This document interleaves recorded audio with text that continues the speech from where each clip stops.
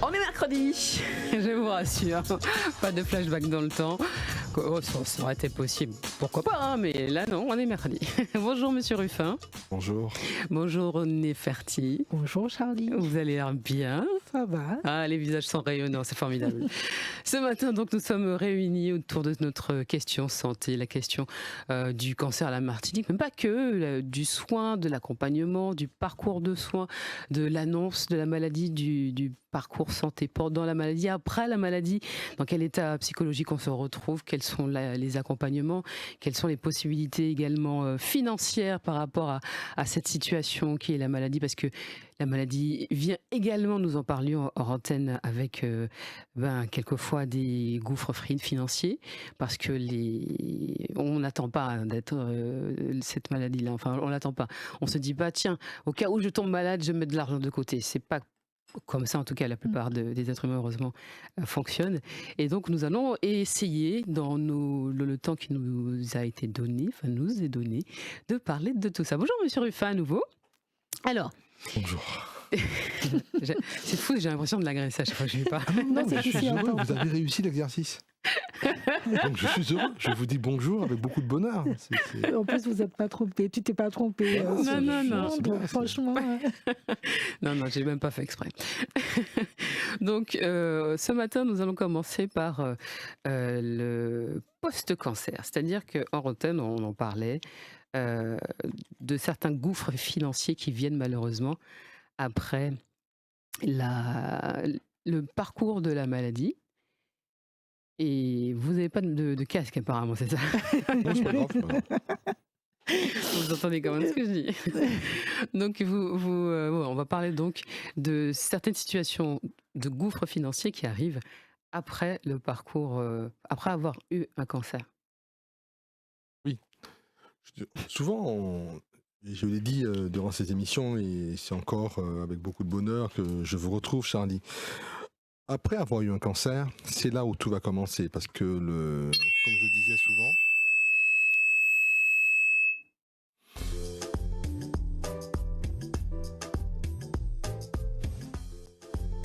Vous pouvez continuer. le cancer n'est pas, si vous voulez, uniquement une phase où on vous prend en charge d'une annonce, je veux dire, de la maladie, des traitements qui seront se mettre en place, à savoir des traitements de chimiothérapie, de chirurgie, des traitements de radiothérapie ou simplement des soins de support, tout cela. Mais la personne demeure entière, et c'est sur ce que j'ai toujours insisté, à savoir qu'une personne atteinte de cancer demeure une personne qui est une maman, un papa, une grand-mère, un grand-père, mais aussi un actif, c'est-à-dire peut-être un salarié. Un chef d'entreprise, et encore là, c'est encore plus difficile car ça impacte beaucoup d'autres choses. Et cette personne a une réalité économique, comme elle a une réalité sociale. Ça veut dire que ces personnes ne vont pas s'éteindre parce qu'on annonce à un moment une maladie. Il faut continuer à payer la traite de voiture, il faut continuer à payer le loyer, quelquefois la traite de maison. Et durant la maladie, si vous voulez, on a l'impression qu'il y a une grande parenthèse sociale, une grande parenthèse, si vous voulez, économique, qui n'en est pas forcément une. Et je me dis souvent, dès l'annonce de la maladie, quand on ne prend pas le temps, je veux dire, d'accompagner globalement cette personne-là, on peut se retrouver en fin de parcours, quand on annoncera le temps de rémission ou une guérison, face à des personnes qui se retrouvent dans des conditions psychologiques pas forcément évidentes, mais aggravées par un contexte social et un contexte économique pouvant même conduire au surendettement. Et il n'est pas rare, durant la phase, je veux dire, de reconstruction de cette personne après la maladie, qu'on puisse avoir des dépressions, voire quelquefois des suicides. D'accord. Alors justement, on sait que la prise en charge pendant la maladie est faite à 100% sur la pathologie par la sécurité sociale. Est-ce qu'il y a des choses qui sont mises en place en termes d'accompagnement, d'aide à toutes ces personnes qui sont confrontées à cette maladie et qui pendant un certain temps ne vont pas pouvoir travailler? Alors la sécurité sociale prend en charge effectivement pendant un certain temps la maladie, mais après, est-ce qu'il y a des aides, est-ce qu'il y a des choses en termes d'accompagnement psychologique et financier pour accompagner ces personnes? C'est vrai que il y a un corpus, il y a un socle d'aide sociale, mais le problème, c'est que les personnes, quand elles sont en annonce de cancer, ne voient pas tout de suite la réalité, je veux dire, sociale. C'est une parenthèse qui est une parenthèse un truc vitale en fait. Les gens vont se dire oui, mais attends, ça, on va voir ça après. Pour le moment, j'ai besoin de commencer cette chimiothérapie. Il faut que je parte en France. Il faut que et les gens, c'est sauve qui peut. C'est-à-dire qu'il faut sauver une réalité, je veux dire, biologique. C'est-à-dire que les gens se sentent des êtres biologiques avant tout. Et ce n'est que chemin faisant. C'est-à-dire c'est que quand on va reconstruire, qu'on va commencer à prendre conscience qu'il y a ça. Et dans l'annonce du cancer, parce que l'annonce du cancer est un dispositif d'annonce, c'est-à-dire qu'on n'annonce pas uniquement une maladie, c'est-à-dire on ne va pas prendre une personne, lui dire voilà, vous avez un cancer du côlon, on vous fait de la chimio, au revoir. Ça ne sera pas, c'est pas comme ça que ça fonctionne. Mm. On va dire effectivement la maladie, on va cheminer sur les traitements, comment ça va s'organiser, on va présenter le programme de soins de cette personne-là, et on va lui présenter également tout un volet de soins de support avec une réalité clinique des soins de support, à savoir la douleur, la nutrition, ça peut être également des soins de confort ou encore même la perte de cheveux éventuelle. Mm. Enfin, on va lui annoncer ça, mais on va aussi faire ce qu'on fait, faire ce que l'infirmière d'annonce va faire, évaluer les fragilités sociales de cette personne. C'est-à-dire qu'il y a un questionnaire qui doit être renseigné avec le professionnel de santé infirmier qui complète l'annonce médicale, dans lequel on va repérer d'éventuelles fragilités sociales. Et par rapport à ce qui va ressortir de cette évaluation, qui ne doit pas se suffire d'une fois, parce qu'on n'évalue pas une fois pour toutes, et puis on se dit, voilà, on a évalué, et aujourd'hui, elle n'avait rien, donc demain, après-demain, elle n'aura rien. Ce n'est pas vrai, c'est-à-dire que les gens vont évoluer. Pouvoir mettre sur le parcours de cette personne un professionnel qualifié, et généralement l'assistant de service social, qui va, dès le plus précocement possible, garantir un certain nombre de droits. Alors déjà, le premier droit, c'est l'arrêt de maladie. Le deuxième, c'est l'ouverture des droits de couverture maladie, à savoir le fameux 100%, ce que nous appelons la LD, l'allocation longue durée 30. C'est aussi des droits sur le logement, parce que les gens ne sont pas forcément tous dans de bonnes conditions. Le cancer ne choisit pas les personnes les mieux logées du monde. Il y a aussi des personnes dans de grandes difficultés qui passent par là.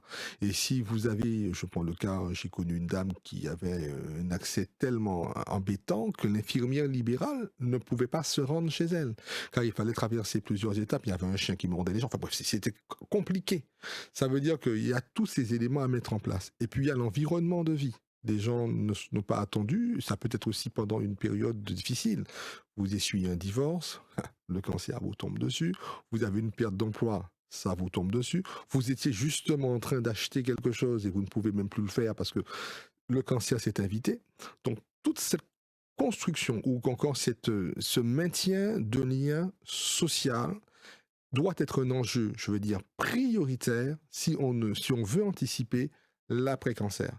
Et vous allez voir que les personnes qui sont suivies par les services sociaux, alors il y a une certaine tendance à penser que les services sociaux s'appellent de l'indigence. C'est pas vrai du tout. Hein. C'est-à-dire qu'un service social n'est pas du tout un service de pauvreté. Mais c'est un service qui permet aux gens, il n'y a aucune honte à se rendre chez un assistant de service social, parce qu'en fait, c'est un professionnel qui travaille pas uniquement dans des publics de personnes exclues, mais dont le métier est essentiellement la conservation de l'autonomie de la personne, de la dignité de la personne et de ses intérêts en tant que personne en société.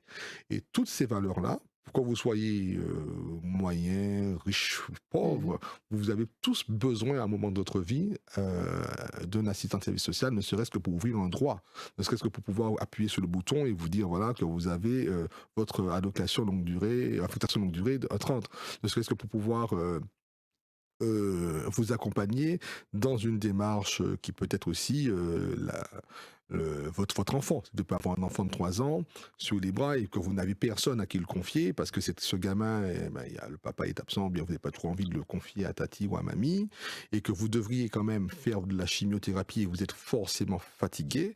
Et cet enfant, il faut trouver des solutions pour vous aider aussi à l'éducation parentalité, à votre parentalité. Nous continuons à parler Santé-nous, c'est la vie, nous, de la question du cancer en Martinique. On va revenir avec toutes vos questions, 63 23 23, les 9h22 sur la première. Voici une petite pause pub. Information coronavirus. Le virus est toujours là et nous pouvons tous être contaminés. Pour stopper la transmission, chacun doit être responsable. Dès l'apparition de signes, même légers, comme la toux, la fièvre, le mal de gorge, le nez qui coule ou la perte du goût et de l'odorat, contactez rapidement votre médecin pour qu'il décide si vous devez être testé. En attendant les résultats du test, restez chez vous et évitez tout contact, surtout avec les personnes fragiles. Ensemble, bloquons l'épidémie. Si vous avez besoin d'aide, appelez le 0800 130 000, appel gratuit. Plus d'informations sur gouvernement.fr. Ceci est un message du ministère chargé de la Santé, de l'Assurance Maladie et de Santé publique France. Salut, c'est José Dalma. On se retrouve du lundi au vendredi de 11h à 14h dans RLPB sur Martinique la Première. Restez là, à Brenet. 8h, 11h, bienvenue chez vous. Nous sommes donc de retour sur le studio, dans le studio de la Première. Bienvenue chez vous. Nous parlons santé. Santé-nous, c'est la vie, nous. Et au 63 23 23, nous avons une question. Bonjour, Nathalie. Oui, bonjour. Bonjour. Vous m'entendez? Oui, bonjour Nathalie, dis-nous tout. Tu es à l'antenne, vas-y. C'est un témoignage que je veux apporter Ah, d'accord. par rapport au cancer. J'ai été hospitalisée très longtemps en France, pratiquement 1 an, et j'étais en clinique soins de suite. Et donc, une fois que je suis sortie, que j'ai tout laissé, que j'ai tout réglé, on m'avait mise d'office, les responsables de la clinique m'ont mise d'office dans une chambre seule, parce que j'étais dans une chambre double où je n'avais rien à ma charge. On m'a passé dans une chambre double parce que je me plaignais d'un appareil qui était sous le lit de ma voisine, qui était un moteur qui faisait du bruit, et je ne dormais plus que 1 à 3 heures de la nuit. Donc je me suis plainte et on m'a passé dans une chambre seule.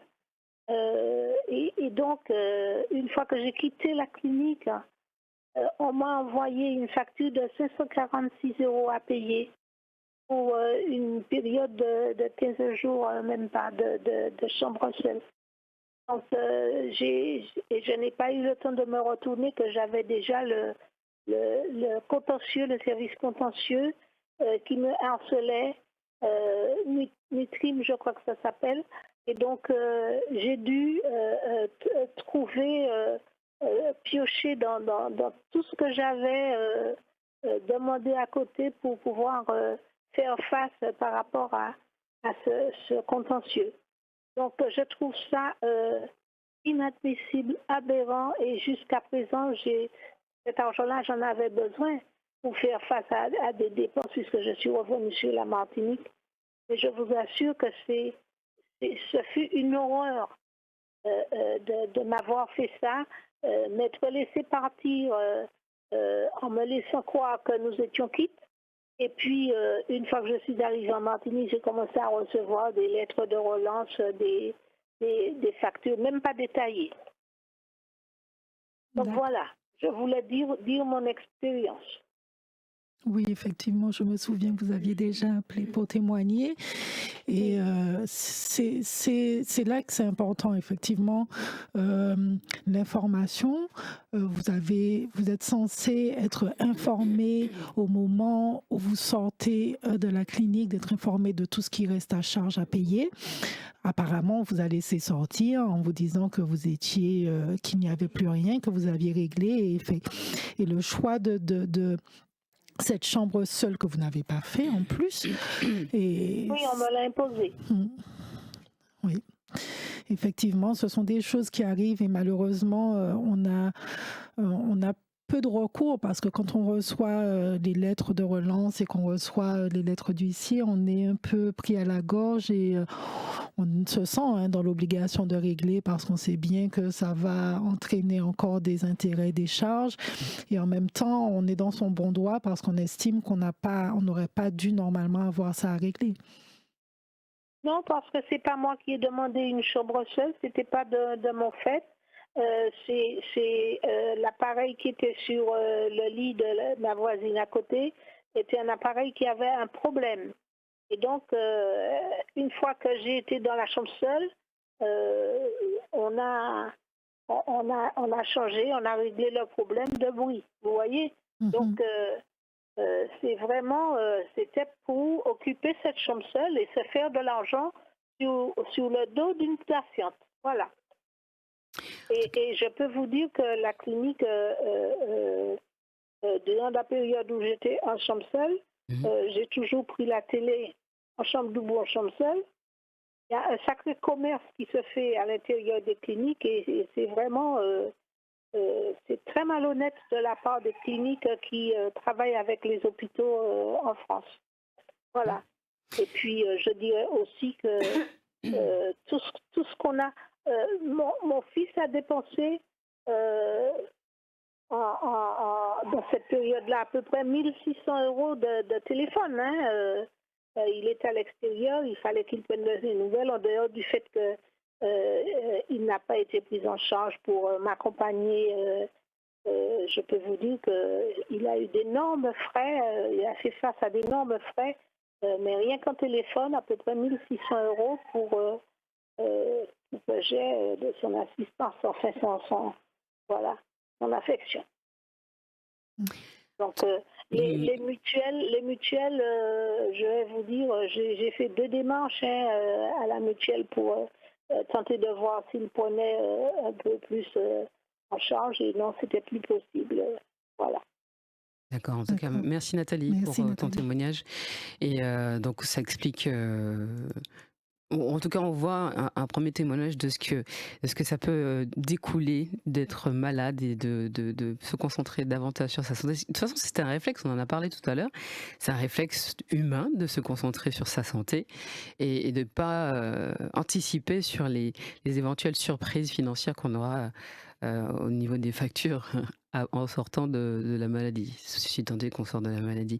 63 23 23, bonjour. Oui, bonjour Martinique Première et puis bonjour aux intervenants. Je voudrais intervenir par rapport à ce qu'elle a dit la dame parce qu'effectivement, je travaillais sur Paris, j'ai bien écouté avec attention ce qu'elle a dit, c'est vrai. Mais sachez que ce qu'on ne sait pas, c'est quand on va en soins de suite, il faut avoir une bonne mutuelle. Et d'autre part, la cerise sous le gâteau, donc il va falloir que vous sortiez d'un établissement hospitalier et partir directement. Effectivement, ce qu'elle a bien dit, on l'a mis ensemble avec... C'était pas une chambre seule, parce que la chambre seule, il faut la payer. Il faut avoir une bonne mutuelle et des fois, ça coûte entre 65 € et 70 € par jour. Donc, vous imaginez, par semaine, vous allez cracher pas mal d'argent. Entre le téléphone et etc. Mais j'ai écouté aussi que je pense que sa mutuelle était peut-être sur la Martinique, j'en sais rien. Il faut faire toutes ces démarches avant de partir sur Paris. Parce que les soins de suite, ils n'attendent pas, ils veulent leur argent. Et ce qu'il faut qu'elle fasse, c'est rapprocher, il n'est jamais trop tard, il ne faut pas baisser les bras, madame. Vous vous rapprochez de l'assistance sociale, vous faites un courrier, parce que on va parler pendant des heures, votre problème ne sera pas résolu. Et le contentieux ne va pas vous lâcher parce qu'ils veulent récupérer leur argent. Ils vont bloquer vos comptes, etc., malheureusement. Vous vous rapprochez de l'assistance sociale, vous faites un courrier, il y a des recours à l'amiable pour ça. Et vous les envoyez votre facture. Et vous attendez.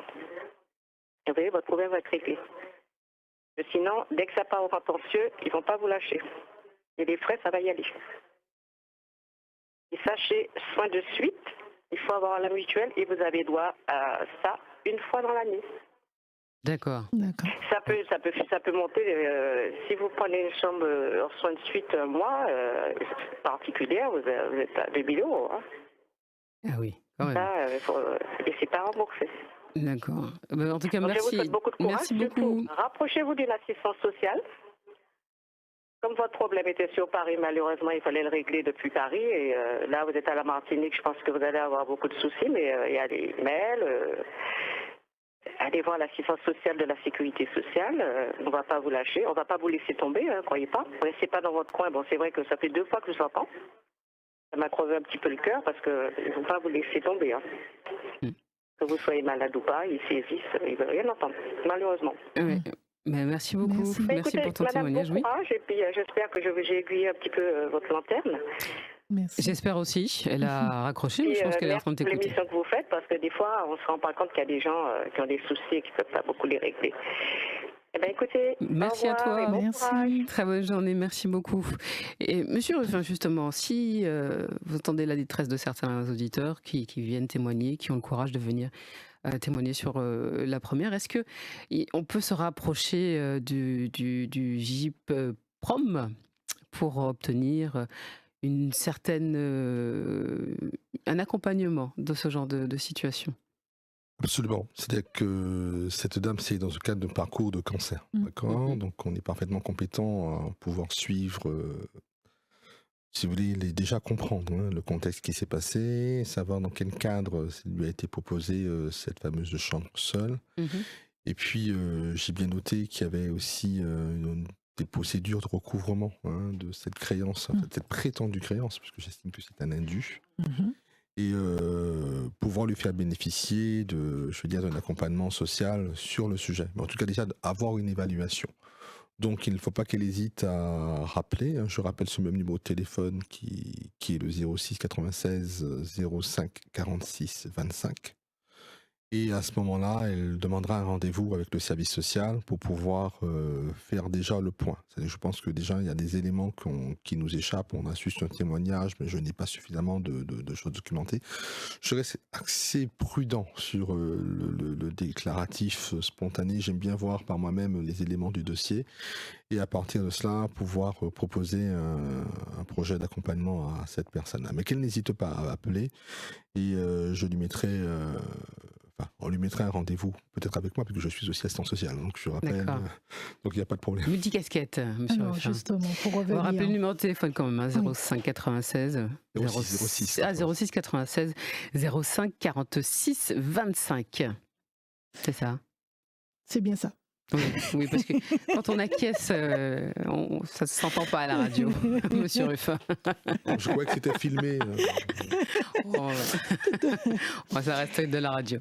Alors justement, pour revenir à la prise en charge, à l'accompagnement et au fait que lors de l'annonce, il y a un certain nombre d'informations qui sont données aux patients, pas seulement sur sa maladie, sur le soin, le traitement, mais également sur toute la partie sociale et financière, etc. Mais ça, c'est quand on passe par le GIPROM, par la plateforme, ou c'est automatique, quel que soit le médecin traitant que l'on va voir. Parce que vous avez parlé, vous avez mis en place, monsieur Ruffin, une structure qui coordonne et justement qui a organisé cette prise en charge.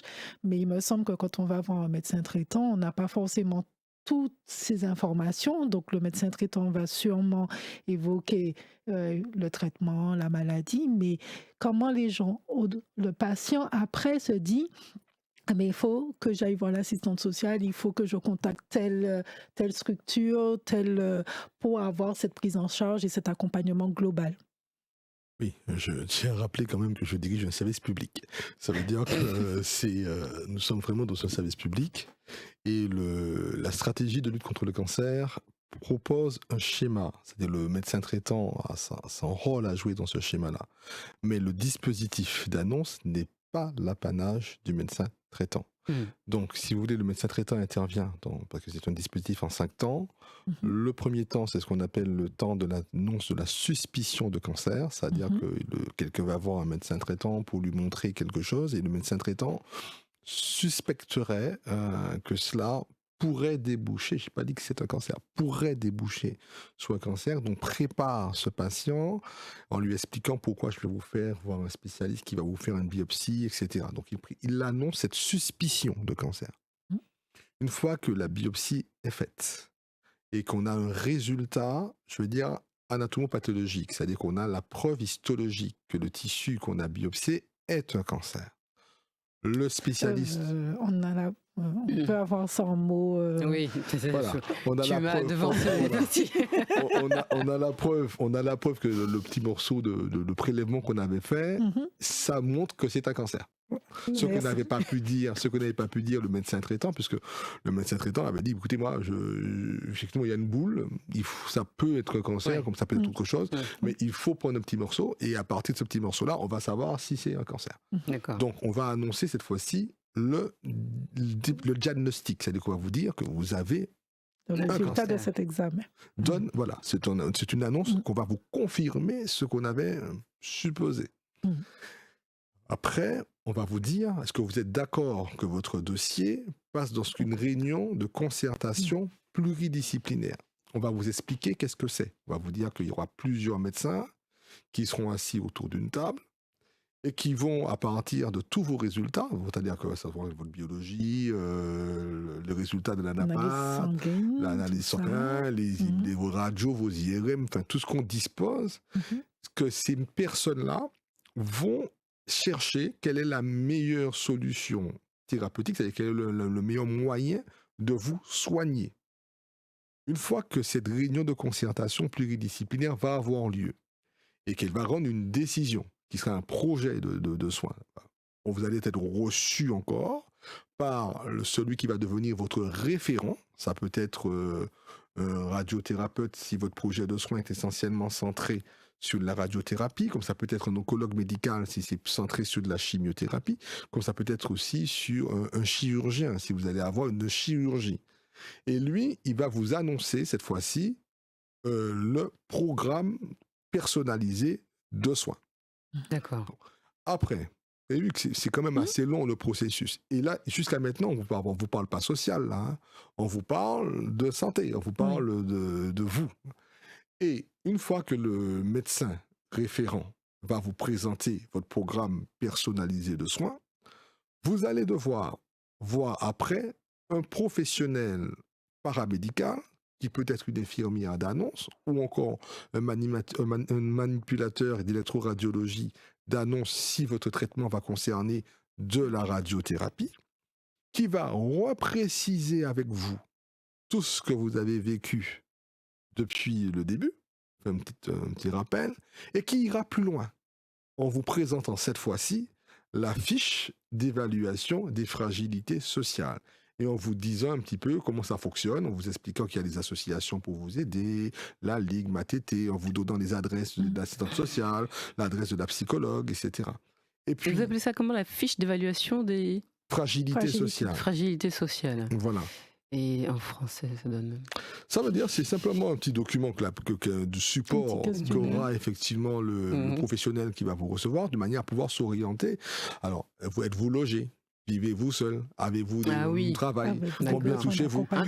En fait, c'est une appellation un peu compliquée pour quelque chose de plutôt simple. Oui, c'est un petit questionnaire qui permet d'évaluer la situation personnelle, familiale, sociale de la personne. Oui, voilà. Mais à partir de ça, c'est pas le professionnel de santé qui va vous recevoir qui va régler le problème social. Oui. Si dans votre fiche, il est montré que vous avez une vulnérabilité ou une fragilité avérée, ou prévisible, vous serez orienté, bien entendu vous pourriez dire non, s'il n'y a pas du tout d'obligation, vers un professionnel social, un travailleur social. Et ce travailleur social, avec vous, va mettre en place un accompagnement en fonction de ce qui est documenté, enfin, ce qui est rapporté par l'infirmière. D'accord. 63 23 23, on en appelle Victor. Bonjour Victor. Oui, bonjour. Bonjour. Oui. Système, je voulais vous poser une question, peut-être que c'est pas le but du sujet. Vous m'écoutez, oui? On vous écoute. Oui. Oui. Alors, comme je suis un handicapé, je suis malvoyant. Oui. Alors, j'ai le toit de ma maison qui coule. Je suis complètement dans l'eau. Alors, je voulais savoir qu'on me enseigne un petit peu de ce que je peux faire pour avoir un petit coup de main pour mon toit. Pour ça, il faudrait vous rapprocher du CCAS, je pense, de votre commune. Il y a des assistantes sociales et il y a des personnes qui pourront vous venir en aide, en tout cas venir voir les besoins que vous avez. Je pense que c'est le CCAS qui est en mesure de répondre. Donc concrètement, qu'est-ce qu'il fait? Il se déplace, il va où? Il fait comment? Il appelle le CCAS de sa commune, je ne sais pas. Déjà, il faudrait savoir ce que ce monsieur est propriétaire. Est-ce que ce monsieur est dans un logement social qui a un bailleur? Oui, mais c'est pour ça que je dis que le CCAS sera en mesure, en fonction parce que là, on n'a pas suffisamment d'informations pour pouvoir apporter une réponse concrète à ce monsieur. Donc, le mieux, c'est qu'il se rapproche des services sociaux de sa commune, de façon à ce qu'il puisse venir voir, échanger avec lui, savoir quelle est sa situation. D'accord. Victor, tu nous entends? Oui. Donc ça se trouve à la mairie normalement. Le CCAS, c'est un service communal, effectivement. Donc, dans chaque commune, il y a un CCAS qui prend en charge les affaires sociales, si vous voulez, de la commune. Donc, vous pouvez vous renseigner en appelant le standard de votre commune. D'accord, je vous remercie beaucoup. De rien, monsieur. Merci à toi, Victor. C'est bien, merci beaucoup. Merci à toi, Victor. Passez une bonne journée. Et donc, concrètement, donc ça veut dire que si on n'a pas le réflexe d'aller chercher l'information, encore une fois, d'aller demander, de savoir si on peut être aidé en fonction de sa situation. Apparemment non. Monsieur Ruffin vient de dire que dans le parcours de prise en charge, il y a un moment où il a dit qu'il était possible d'anticiper sur une éventuelle sortie. Sur une fiche technique ou un profil qui va nous permettre d'anticiper par la suite. Mais il ne nous a pas dit comment est-ce que le malade pouvait éventuellement, sans avoir à forcément demander, parce que de toute façon on sait très bien que quand on est malade il y a des choses auxquelles on ne pense pas, on n'a pas ces réflexes, on n'a plus ces réflexes là. Donc est-ce que l'assistante sociale à ce moment-là vient nous voir pour nous dire est-ce que vous voulez discuter, parce qu'on a parlé également d'accompagnement psychologique. D'ailleurs non, on n'en a pas parlé. On l'a évoqué.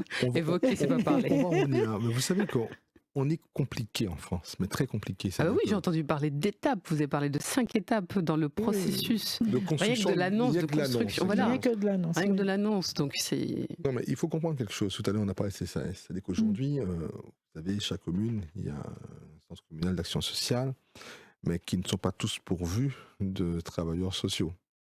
Ça veut dire que le travail social est porté par ce qu'on appelle la polyvalence de secteur de la CTM, où il y a des assistantes sociales qui tiennent des permanences dans les CCAS, mais pas que dans les CCAS, un peu partout. Et les services sociaux se sont un peu fragmentés par thématique. Ça veut dire que quand vous êtes à l'hôpital, quand vous voyez l'assistante sociale de l'hôpital, elle va rester un peu centrée sur votre prise en charge hospitalière. Quand vous allez voir l'assistante sociale de la MDPH, c'est-à-dire pour la maison, pour ce qui concerne le handicap, elle va se centrer dessus. Celle de la CAF va rester centrée dessus. Donc, on n'a pas vraiment de confrère qui est capable de pouvoir vraiment vous prendre de la globalité, à part la polyvalence de secteur. Et puis, il y a aussi le fait de coordonner ce parcours de la personne. C'est-à-dire qu'au moment où vous avez fait votre évaluation, ce que vous appelez votre petite fiche, tout peut-être allait bien. Enfin, on n'a peut-être pas non plus été suffisamment loin pour pressentir quelque chose. Je vais vous donner un petit exemple tout bête. C'est-à-dire que vous avez votre voiture roulait bien, il n'y a pas trop de problème. Et puis, pendant la maladie, vous vous retrouvez à avoir un besoin de faire un prêt. Parce qu'il faut que vous achetiez une nouvelle voiture. Ça, on n'est pas noté au début. Forcément, une voiture, ça pourrait passer. Mais il y a quand même besoin, quelquefois, d'avoir des garanties que vous ne pourriez pas forcément avoir quand vous êtes malade. Vous allez voir sur votre fiche de salaire forcément 0 parce que vous êtes payé par les indemnités journalières de la Sécu. Les assurances qui vont vous couvrir votre prêt vont vous dire mais il y a un petit problème là avec le questionnaire de santé. Et vous allez vous retrouver dans un engrenage à ne pas pouvoir changer votre voiture ni faire un crédit Cafinéo sans publicité pour acheter un réfrigérateur. Donc voilà, c'est bien ce que je disais, on nous laisse tomber. Mais non, pas du tout, on ne vous laisse pas tomber. C'est bien pour cela qu'on a droit à vous dire vers qui frapper. C'est pas la même chose. C'est-à-dire que on va pas mettre une assistante sociale devant la porte de chaque personne. Non, bien mais évidemment. c'est pouvoir dire aux gens et avec des mots simples, et vous avez bien raison d'insister sur la simplicité des mots, pouvoir dire aux gens avec des mots simples que pour tel besoin, c'est madame ou bien monsieur un tel. Avec un téléphone, une adresse, quelque chose qui est, en plus un téléphone qui répond. Ça, c'est pas non plus évident non plus. Hein. Et puis une adresse où il y a quelqu'un, où il n'y a pas non plus un carnet interminable de rendez-vous qui ne vous reçoit jamais. Et ça, c'est le pari d'information. Et c'est pour ça que j'insiste beaucoup dans ces émissions qui ont tout leur sens pédagogique, de pouvoir donner le plus de relais. Et la CRSA est un relais, mais les associations en sont, l'ARS, enfin tout le monde. Il faut qu'à un moment, que les gens savent vers qui se retourner. Et c'est là l'enjeu pour nous, aujourd'hui plateforme de cancérologie, de pouvoir dire aux gens, dès le début, s'il vous arrive à un moment d'avoir tel ou tel type de problème, voilà ce qu'il faut faire et voilà vers qui vous tournez. Et c'est parce que les gens n'ont pas forcément ces réflexes-là qu'ils restent avec. Donc je prends le cas d'une personne qui, à un moment, va vous dire que oui, mais j'ai mon fils qui fait des études, qui est à Paris et je dois lui envoyer 500 € et je ne peux plus lui envoyer l'argent. Ce que je dois faire parce que je n'ai plus les moyens, parce que je suis malade, je n'ai plus les mêmes revenus. Et je me sens en difficulté. Quelle assistance sociale je dois faire? Peut-être qu'il serait peut-être mieux si on lui disait peut-être que ton fils peut-être aussi peut se retourner vers son université et voir l'assistance sociale de son université. C'est-à-dire que tout ce travail-là qu'il fait, là, il y a pas la réponse n'est pas forcément par nos services. Et c'est la plus grande erreur qu'on laisse croire aux gens, c'est parce qu'ils ont un cancer que tous leurs problèmes sociaux seront réglés par les services de cancérologie. Ça, c'est faux. Par contre, dans un cancer, il va y avoir des situations qui vont s'exprimer parce que la maladie elle-même va être invalidante et elle va poser à des moments précis des distanciations, voire même des ruptures avec la vie sociale ambiante. Comment une assistante sociale pourrait les orienter vers le bon professionnel en Martinique ou ailleurs, ou une association, de manière à pouvoir les accompagner. On n'aura pas toutes les réponses. Je suis actuellement une jeune fille qui a un problème assez important, puisqu'elle se retrouve très jeune avec un cancer et elle n'a plus de maison. Elle a été accompagnée hors de lieu où elle vivait. Et là, elle est en train de se dire, mais il faut que je trouve un logement. Alors que vous savez, quand on lui a demandé à une fille qui a un cancer, en plus hématologique, avec un risque de ne pas avoir de défense, donc ce qu'on appelle la plasie, de ne pas pouvoir se défendre, eh bien on lui demande d'aller au 115. Donc vous appelez le 115, on va la mettre à la 6. Vous pensez dans quelles conditions? Et on connaît aujourd'hui le problème du logement. Et la maladie ne vous donnera pas un passeport prioritaire sur le logement. Au contraire. Les bailleurs seront encore plus réticents. Donc toutes ces questions-là, et c'est ce que nous voulons mettre au sein de la plateforme, c'est de pouvoir proposer à ces gens-là, à travers le guichet unique qu'on souhaite mettre en place, de nous confier ces éléments-là, de manière à pouvoir les orienter vers les bons professionnels au bon moment. Mais je suis persuadé, on ne va pas régler toute la misère du monde, parce qu'elle est immense. Mais si on commence par régler ce qu'on peut, je pense que on va pouvoir déjà se porter un peu mieux qu'on était hier. 9h50 sur la première, on va faire une petite pause pub. Grandes vacances au musée de la CTM, c'est parti. Cette année, chaque mercredi des vacances, un musée ouvre ses portes aux petits et aux grands, au programme des animations, des conférences, des expositions, des ateliers et des films. Retenez bien ces dates. 5 août, rendez-vous à Fort-de-France, au musée du Père Pinchon et au musée d'archéologie et de préhistoire. 12 août, au musée d'histoire et d'ethnographie. 19 août, au Trois-Îlets, au musée de la Canne. Et 26 août, à la maison des volcans du Morne-Rouge. Entrée 1 €, atelier gratuit. Programme détaillé sur le www.collectivité-de-martinique.mq. Information coronavirus. Le virus est toujours là et nous pouvons tous être contaminés. Pour stopper la transmission, chacun doit être responsable. Dès l'apparition de signes, même légers, comme la toux, la fièvre, le mal de gorge, le nez qui coule ou la perte du goût et de l'odorat, contactez rapidement votre médecin pour qu'il décide si vous devez être testé. En attendant les résultats du test, restez chez vous et évitez tout contact, surtout avec les personnes fragiles. Ensemble, bloquons l'épidémie. Si vous avez besoin d'aide, appelez le 0800 130 000, appel gratuit. Plus d'informations sur gouvernement.fr. Ceci est un message du ministère chargé de la Santé, de l'Assurance Maladie et de Santé publique France. Yélélé Martinique, c'est Hubert Bornil, Missy Hubert pour les intimes. Je vous donne rendez-vous du lundi au vendredi durant le mois d'août à l'Eliron en pays. Bas moins nouvelle, le coup de cœur musical, Yodi Di. Pas manquer ça, à l'Eliron en pays du lundi au vendredi sur la première. 8h, 11h, bienvenue chez vous.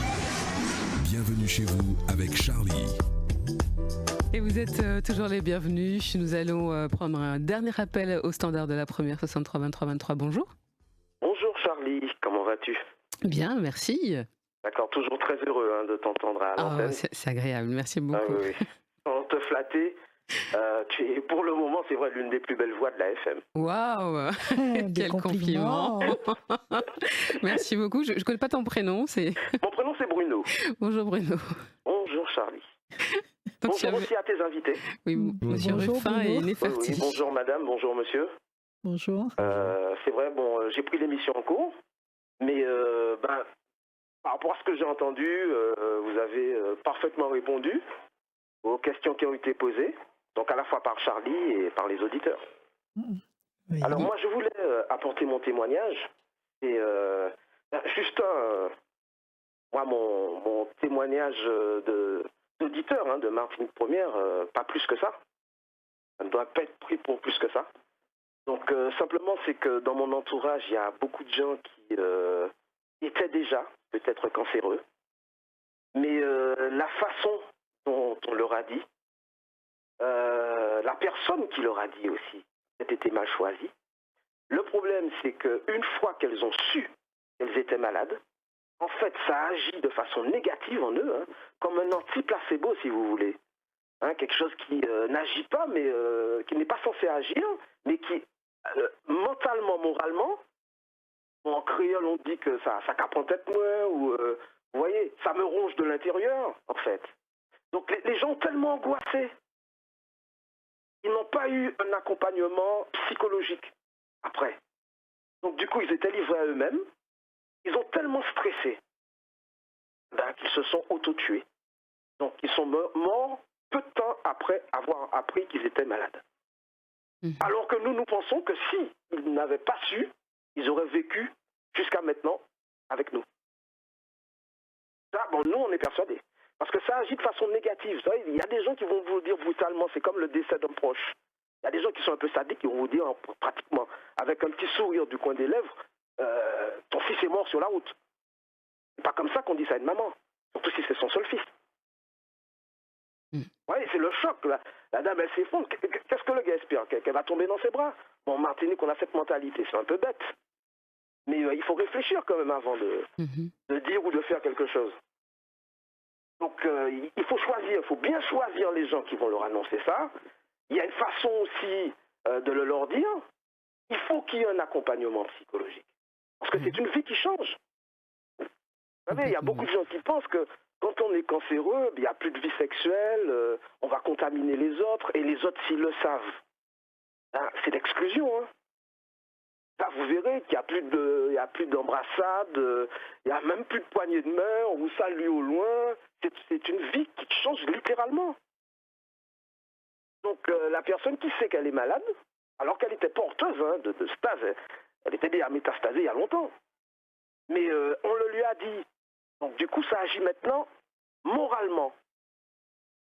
D'une façon, si vous voulez, mentale et presque permanente. À tout moment, elle se dit qu'elle est malade maintenant. J'ai le cancer, j'ai le cancer, j'ai le cancer, parce qu'elle se répète à longueur de journée. Avant, elle ne pensait pas ça. Avant, elle ne se focalisait pas sur ça, en fait, c'est ça? Elle ne se focalisait pas. Et puis, mon dernier témoignage, c'est par rapport aussi à leur soif de vivre. En se sachant condamnés, certains tentent leur va-tout dans la société. Et surtout pas mon rôle. Je ne suis pas sociologue, donc je ne vais pas les dénoncer. Mais c'est vrai qu'on a des comportements un peu anormaux dans la société. Ils ne sont pas seulement dus aux cancéreux. Il y a d'autres types de maladies physiques ou mentales. Mais on observe chez ceux qui savent, c'est vrai qu'une espèce de soif de vivre, puisque nous sachons condamnés, donc ça peut être aussi un comportement déviant du côté sexuel. Si vous voulez, on a le cancer, donc allons-y. On va essayer de multiplier les partenaires ou les expériences. Donc voilà, c'était mon témoignage. Merci Bruno. Merci Bruno. Oui, merci Charlie, merci à tes invités. Bonne journée à toi. Bonne journée à toi, très Charlie. très vite. À très vite. Bisous, bye bye. Merci, au revoir. Justement, Monsieur Ruffin, avant de conclure l'émission, juste pour nous donner un petit peu, et rebondir sur ce que Bruno vient de dire, donner un petit peu la façon dont sont choisies ces personnes qui annoncent les choses, qui accompagnent, qui prennent en main, qui ont ce premier contact avec le patient cancéreux, qui connaît le diagnostic finalement. Mais je commençais parce que je n'aime pas du tout ce terme cancéreux. D'accord. Je retire ce que je dis. De personnes atteintes de cancer. Les gens ne sont pas cancéreux. D'accord. Donc ces personnes atteintes de cancer. Non, c'est important parce qu'en fait, les gens vont s'identifier au cancer et c'est pas ça du tout. Vous êtes porteur de cancer, vous n'êtes pas. Mais vous n'êtes pas le cancer vous-même. Vous n'êtes pas le cancer vous-même, vous n'êtes pas cancéreux. C'est Effectivement. assez violent. Et c'est pour cela d'ailleurs que c'est un terme qu'on n'emploie jamais, mais jamais en cancérologie. D'accord. Si vous voulez, pour vous dire que on n'a pas non plus une démographie médicale extraordinaire dans lequel on va pouvoir avoir le luxe de faire des concours pour l'accès à l'annonce. Donc on annonce avec c'est pas ce qu'on a dit. Oui, on annonce choisir les meilleurs annonceurs. Oui, les meilleurs annonceurs. Non, mais il faut un minimum de tact, un minimum de savoir-faire, savoir dire, savoir. C'est bien pour ça que je vous dis que nous on ne choisit pas les gens, les professionnels sont là et tout professionnel doit être en capacité d'annoncer. C'est pour ça qu'on forme les professionnels. Voilà. On ne mise pas sur la sélection. Ça voudrait dire qu'on accepterait l'hypothèse qu'il y ait des professionnels incapables d'annoncer. On ne peut pas rentrer dans ça. C'est-à-dire qu'aujourd'hui, toute personne ayant fait le choix d'être médecin doit être un annonceur. Donc, et c'est notre responsabilité aujourd'hui. Il y a des fois, c'est pas le médecin qui l'annonce. Hein. Des fois, le malade est tout simplement dans sa chambre et on entend les infirmières qui parlent entre elles. Ah ouais, mais putain, il en cancer. Oui, mais ça, c'est un peu de la caricature. Non, c'est un peu vrai, excusez-moi. Ça peut être, en général, ça peut arriver, mais là, par contre, je n'ai pas choisi les infirmières qui disent ça dans le couloir, et vous ne me tiendrez pas responsable. Non, c'est pas ce que je suis en train de dire. Par contre, pour rester vraiment dans les personnes qui sont supposé faire une annonce, et là, même le cas caricatural que vous évoquez m'amène aussi à réfléchir, à savoir, est-ce que les personnes qui font ça sont aussi formées à leur métier d'infirmier, c'est-à-dire à savoir qu'effectivement, qu'il y a une réserve. Vous ne parlez pas dans des couloirs déjà d'une personne, mais même le fait d'écrire le nom d'un patient ou un médicament dans une salle, il y a des règles dans un établissement hospitalier. Vous savez que ça existe. Hein, Alors, est-ce que justement ces professionnels de santé sont régulièrement formés à ça, justement ? C'est vécu, donc... Ils sont formés à cela, mais ce que vous me dites là aujourd'hui m'amène à vous dire qu'ils doivent encore être davantage formés à ça. Et ces évaluations, c'est pas dire voilà que tu n'es pas capable. Eh bien, si tu n'es pas capable non plus d'être médecin. C'est-à-dire qu'il n'y a pas de, pour moi, il ne faut pas non plus dire il y a des médecins qui peuvent. On va revenir donc sur cette question de la formation juste après le Flash de France Inter. Il est 10h sur la première. Le Flash, Marion Lourd. Objectif, rassurer pour relancer l'économie. Après France Inter ce matin, le Premier ministre vient de faire son grand oral à l'instant devant les patrons du MEDEF réunis pour leur rentrée. Précision sur le plan de relance annoncé dans 8 jours. Le montant confirmé, 100 milliards d'euros. 2 pour la culture, a ajouté Jean Castex ce matin sur Inter. Devant les patrons, le chef du gouvernement promet un quart de l'enveloppe totale pour les petites et très petites entreprises. Le chômage partiel sera, dit-il, reconduit dans les mêmes conditions jusqu'au 1er novembre au moins. Le Premier ministre promet une baisse d'impôts de production pour les entreprises, moins 10 milliards d'euros par an, et une réforme de l'assurance chômage reportée mais non annulée. Voilà qui complète les annonces faites ce matin sur notre antenne. Celle-ci, notamment, qui vous concerne sans doute, auditeurs de France Inter, le masque obligatoire pour tous dans les théâtres et les cinémas. Masque obligatoire aussi pour tous les adultes, sans exception. Là, c'est le ministre de l'Éducation qui insiste à quelques jours de la rentrée scolaire. Les enfants aussi devront avoir le visage couvert, précise Jean-Michel Blanquer, et ce, à partir de la classe de 6e. Les conséquences du coronavirus à l'étranger, c'est le forum des décideurs mondiaux sous le soleil et non sous la neige l'an prochain. Le forum de Davos, qui a traditionnellement lieu en janvier en Suisse, aura en fait lieu l'été prochain, annoncent ses organisateurs. L'Iran ouvre finalement la porte aux gendarmes du nucléaire. C'est officiel, un communiqué vient de le confirmer. L'AIEA va pouvoir entrer sur 2 sites nucléaires iraniens suspectés d'abriter des armes. Accord trouvé entre la République islamique et l'Agence des Nations Unies qui réclamait l'accès depuis des mois. Retour au Liban pour le président français. Emmanuel Macron effectuera une visite à Beyrouth mardi prochain. Il avait été le premier chef d'État à se rendre sur place après l'explosion dévastatrice du 4 août dernier. C'est lui qui a supervisé le massacre de Srebrenica, accusation de la procureure de la Cour de justice internationale contre l'ex-chef militaire Ratko Mladic. L'ancien général fait appel de sa condamnation à la prison à vie pour génocide et crimes contre l'humanité pendant la guerre de Bosnie. Pression de plus en plus forte sur Moscou à propos du cas Alexei Navalny, cet opposant russe, toujours hospitalisé en Allemagne après un malaise dans un avion jeudi dernier. Empoisonnement, selon les examens médicaux berlinois. Ce sont désormais l'OTAN et Londres qui réclament une enquête complète et transparente, comme l'Allemagne et la France avant eux. Sans poison précisément identifié, pas d'empoisonnement, réplique cet après-midi le Kremlin.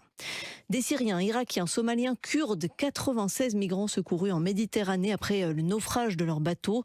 Les gardes-côtes grecs cherchent d'éventuels rescapés au large de l'île grecque de Halki. Le gouvernement grec dénonce la présence dans la zone de patrouilleurs turcs qui n'ont pas participé à l'opération. Nouvelle preuve de la tension croissante entre Athènes et Ankara autour de gisements gaziers dans des zones maritimes disputées. La ministre française des Armées appelle au dialogue. Allez, ça se passe à Bilbao, en Espagne, mais c'est une demi-finale franco-française. Les footballeuses de l'Olympique lyonnais et du PSG s'affrontent ce soir. Au bout du match, la finale de la Ligue des Champions contre les Allemands de Wolfsburg.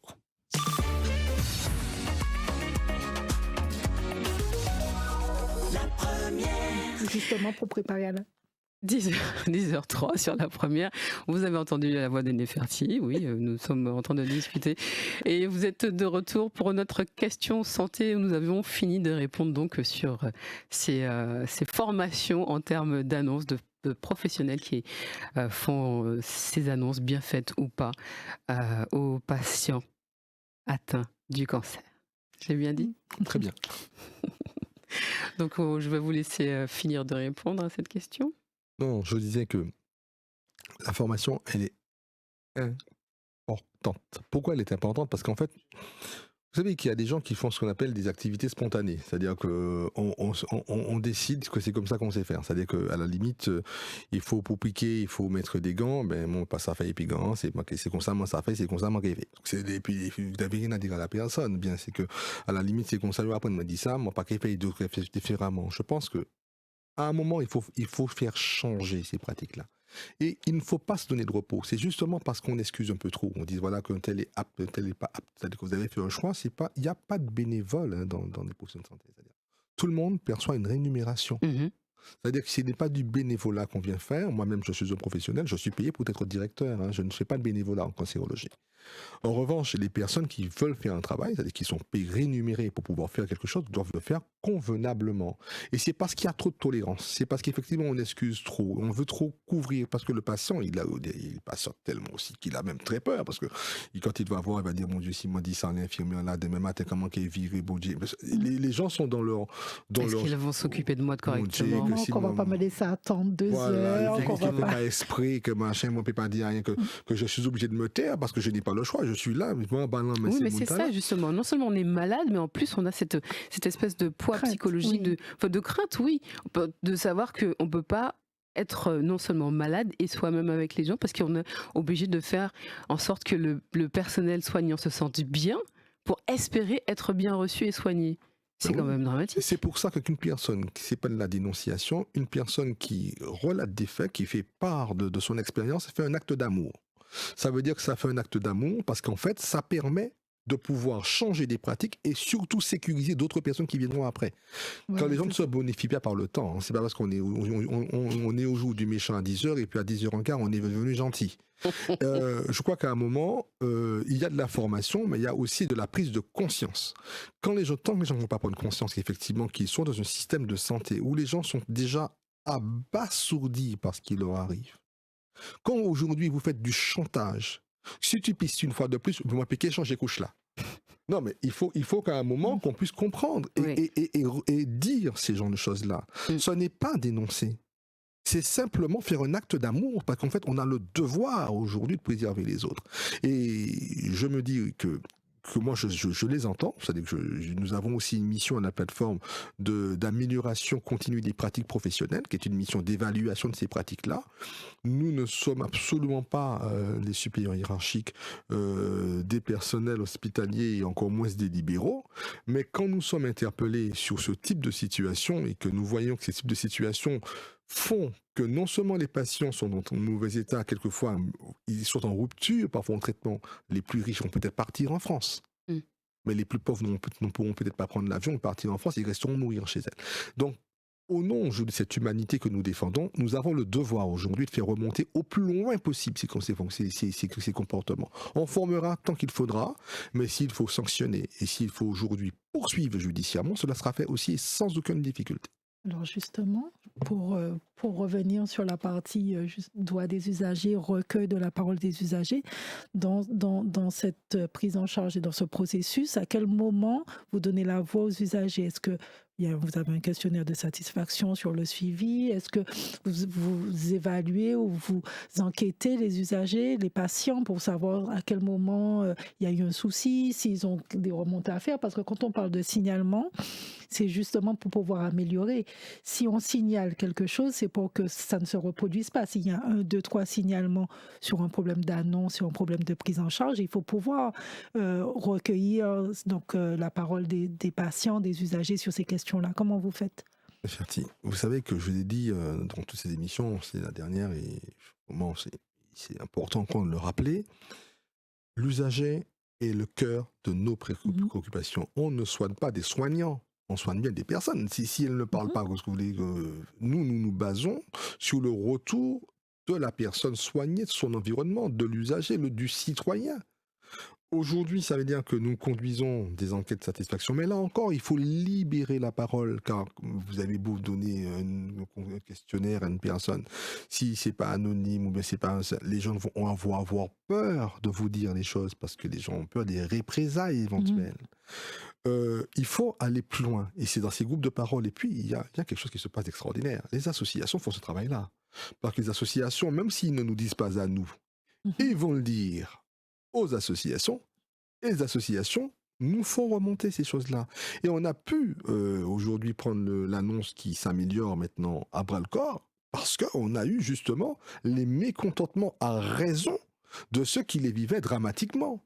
Et c'est bien pour cela que je dis qu'aujourd'hui, que l'usager ne peut pas être mis dans une boîte et puis un mutisme total et devenir un patient dans le sens bien littéral de ce terme, en disant voilà, tu patientes et tu te tais.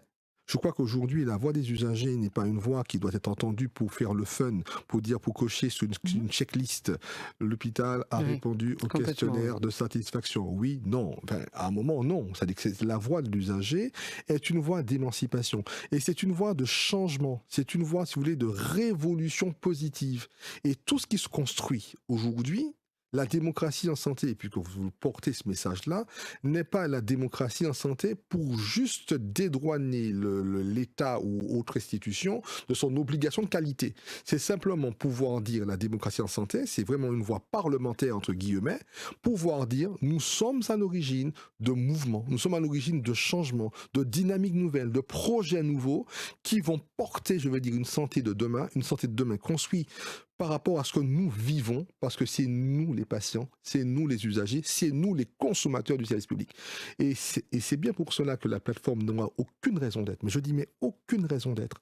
Si nous enlevons de la plateforme ce qui est le pilier, le pivot, je veux dire, l'âme même de notre métier, à savoir qu'est-ce que vous attendez de nous. Que pouvons-nous faire pour vous consommateurs, vous clients, vous bénéficiaires, vous ayant droit, qu'est-ce que vous attendez de nous? Et si on n'est pas capable de le dire, mais pas le dire parce qu'on fait une checklist, et puis c'était marqué, de le dire avec l'empathie, le professionnalisme, et surtout l'écoute nécessaire et le retour qu'on fera, il n'est même plus sujet de venir ici à rencontrer Charlie, même si je notais qu'elle était la plus belle voix de la FM.